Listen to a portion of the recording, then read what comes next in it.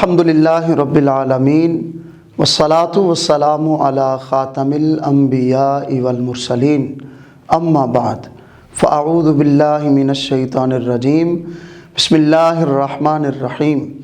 گوہر publishers کی جانب سے حافظ محمد وقاص فریدی آپ سے مخاطب ہے۔ آپ کو گوہر پبلشرز کے پلیٹ فارم پہ خوش آمدید کہتا ہوں۔ Our motto is redefining the geography of education through digital resources for conceptual learning۔ معزز اساتذہ کرام، آج ہم گوہر اسلامیات کلاس 4 کے باب سوم کے حاصلات تعلم پڑھنے جا رہے ہیں۔ معزز اساتذہ کرام، گوہر اسلامیات کلاس 4 کا تیسرا باب 6 اسباق پر مشتمل ہے اور اس باب کا عنوان ہے سیرت طیبہ صلی اللہ علیہ وآلہ آلہ واصحابہ وسلم۔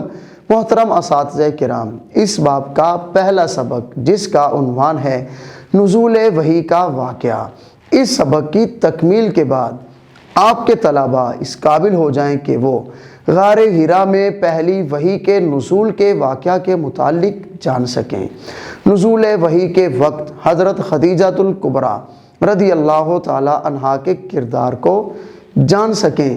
پہلی وحی کے بعد حضرت خدیجۃ الکبریٰ رضی اللہ تعالی عنہا کے کلمات کی روشنی میں رسول اللہ صلی اللہ علیہ وآلہ آلہ وصحبہ وسلم کی عظمت کردار یعنی صلہ رحمی، مصیبت زدوں کا بوجھ اٹھانے والے، ناداروں کی مدد کرنے والے، مہمان نواز، آفتوں میں دوسروں کے کام آنے والے سے روشناس ہو سکیں۔ رسول اللہ صلی اللہ علیہ وآلہ آلہ وصحبہ وسلم کے کردار کے چند پہلوؤں کو اپنی عملی زندگی میں اپنا سکیں اور سورۃ العلق کی ابتدائی آیات کی روشنی میں علم کی اہمیت کو جان سکیں۔ محترم اساتذہ کرام، اس کے ساتھ ساتھ طلباء کو سورۃ العلق کی ابتدائی 5 آیات زبانی حفظ کروائیں اور طلباء کو نبی کریم حضرت محمد الرسول اللہ خاتم النبیین صلی اللہ علیہ وآلہ آلہ وصحبہ وسلم کی پاکیزہ زندگی کے واقعات سنائیں اور سیرت النبی صلی اللہ علیہ وآلہ آلہ وصحبہ وسلم کے موضوع پر تقریری مقابلہ کروائیں۔ جیتنے والے طلباء کو انعامات دے کر حوصلہ افزائی بھی ضرور کیجیے۔ معزز اساتذہ کرام، گوہر اسلامیات کلاس 4 کے باب سوم کا دوسرا سبق جس کا عنوان ہے دعوت و تبلیغ، اس سبق کی تکمیل کے بعد آپ کے طلباء اس قابل ہو جائیں کہ وہ قرآن و سنت کی روشنی میں دین اسلام کی تبلیغ کا مفہوم، ضرورت اور اہمیت جان سکیں۔ دعوت اسلام کے آغاز میں نبی کریم صلی اللہ علیہ وآلہ آلہ وصحبہ وسلم کے انداز تبلیغ اور مراحل کے بارے میں جان سکیں۔ سب سے پہلے ایمان قبول کرنے والوں کے ناموں سے آگاہ ہو سکیں اور اسلام کی دعوت کے دوران میں قریش مکہ کی مخالفت اور رسول اللہ صلی اللہ علیہ وآلہ آلہ وصحبہ وسلم پر کیے گئے مظالم سے آگاہ ہو سکیں۔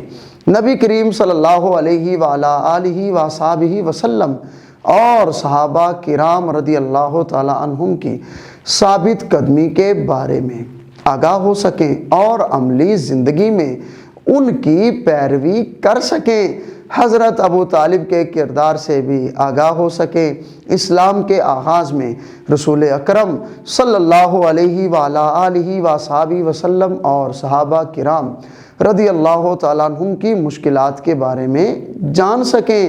حضرت محمد الرسول اللہ خاتم النبیین صلی اللہ علیہ وآلہ آلہ وصحبہ وسلم کے خاتم النبیین ہونے کی وجہ سے امت پر دعوت تبلیغ کی ذمہ داری کو سمجھ سکیں۔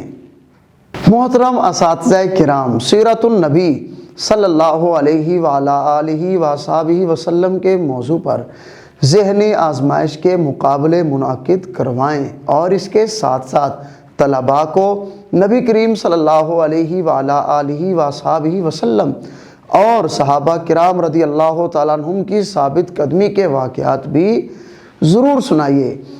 معزز اساتذہ کرام، گوہر اسلامیات کلاس 4 کے باب صوم کا تیسرا سبق، جس کا عنوان ہے ہجرت حبشہ اولا و ثانیہ۔ اس سبق کی تکمیل کے بعد آپ کے طلباء اس قابل ہو جائیں کہ وہ ہجرت کا مفہوم سمجھ سکیں اور ہجرت حبشہ کے بارے میں جان سکیں۔ مکہ مکرمہ میں اسلام کے ابتدائی سالوں میں رسول اکرم صلی اللہ علیہ وآلہ آلہ وصحبہ وسلم اور صحابہ کرام رضی اللہ تعالی عنہم کی مشکلات کے بارے میں جان سکیں، حبشہ کے بادشاہ نجاشی کی شخصیت کے بارے میں جان سکیں اور نجاشی کے دربار میں حضرت جعفر طیار رضی اللہ تعالیٰ عنہ کی تقریر کے اہم نکات جان سکیں، اور ہجرت حبشہ کے بارے میں طلباء کے درمیان ذہنی آزمائش کا مقابلہ بھی ضرور کروائیے۔ معزز اساتذہ کرام، گوہر اسلامیات کلاس 4 کے باب صوم کا چوتھا سبق، جس کا عنوان ہے شیب ابی طالب۔ اس سبق کی تکمیل کے بعد آپ کے طلباء اس قابل ہو جائیں کہ وہ شیب ابی طالب کا تعارف حاصل کر سکیں، شیب ابی طالب میں حضرت ابو طالب کے کردار سے آگاہ ہو سکیں، شیب ابی طالب میں محصورین کی مشکلات سے آگاہ ہو سکیں اور محصورین کے لیے اللہ تعالیٰ کی مدد سے بھی آگاہ ہو سکیں۔ معزز اساتذہ کرام، مشکل حالات میں حوصلے اور ہمت کی ترغیب دینے کے لیے طلباء کو نبی کریم صلی اللہ علیہ وآلہ آلہ وصحبہ وسلم اور صحابہ کرام رضی اللہ تعالی عنہم کی ثابت قدمی کے واقعات ضرور سنائیے۔ معزز اساتذہ کرام، گوہر اسلامیات کلاس 4 کے باب صوم کا 5واں سبق، جس کا عنوان ہے عام الحزن۔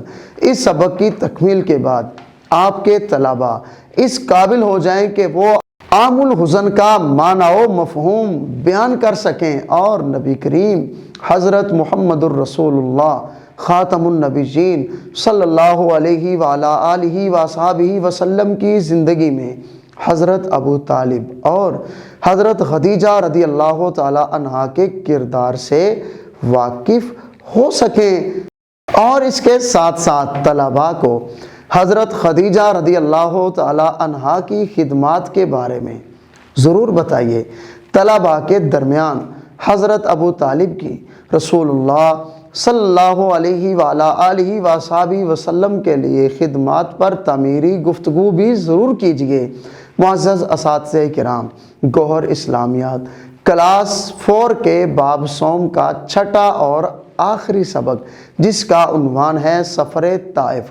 اس سبق کی تکمیل کے بعد آپ کے طلباء اس قابل ہو جائیں کہ وہ نبی کریم صلی اللہ علیہ وآلہ آلہ وصحبہ وسلم کے سفر طائف کا مقصد اور طائف کے سرداروں کے رویے کے بارے میں جان سکیں۔ سفر طائف کے واقعات پڑھ کر رسول کریم صلی اللہ علیہ وآلہ آلہ وصحبہ وسلم کے صبر و تحمل اور برداشت کے بارے میں جان کر اس وصف کو اپنا سکیں، اور اس کے ساتھ ساتھ طلباء کو نبی کریم صلی اللہ علیہ وآلہ آلہ وصحبہ وسلم کی حیات مبارکہ سے صبر و تحمل پر مبنی واقعات بھی سنائیے، اور طلباء کو بتائیں کہ نبی کریم صلی اللہ علیہ وآلہ آلہ وصحبہ وسلم کو اللہ تعالیٰ نے سارے جہانوں کے لیے رحمت بنا کر بھیجا ہے۔ معزز اساتذہ کرام، گوہر اسلامیات کلاس 4 کا تیسرا باب اپنے اختتام کو پہنچا۔ طلباء کو دین اسلام کی اہمیت سے ضرور آگاہ کیجیے اور ہماری آنے والی نسلوں کی تعمیر سیرت میں خوب محنت کیجیے، کیونکہ یہی ہمارا مستقبل ہے۔ یہی چراغ جلیں گے تو روشنی ہوگی، اور طلباء کے اندر دین اسلام کی محبت کوٹ کوٹ کر بھر دیجیے۔ جب تک زندہ رہیں دین اسلام سے وفا کریں، دین اسلام کے احکامات سمجھ کر دین اسلام کے احکامات پر عمل کرنے والے بھی بن جائیں۔ آپ کے طلباء۔ امید کرتا ہوں چند ایک گزارشات آپ کو اچھی لگی ہوں گی۔ اپنا خیال رکھیے گا، دعاؤں میں یاد رکھیے گا۔ اجازت دیجیے، اللہ حافظ۔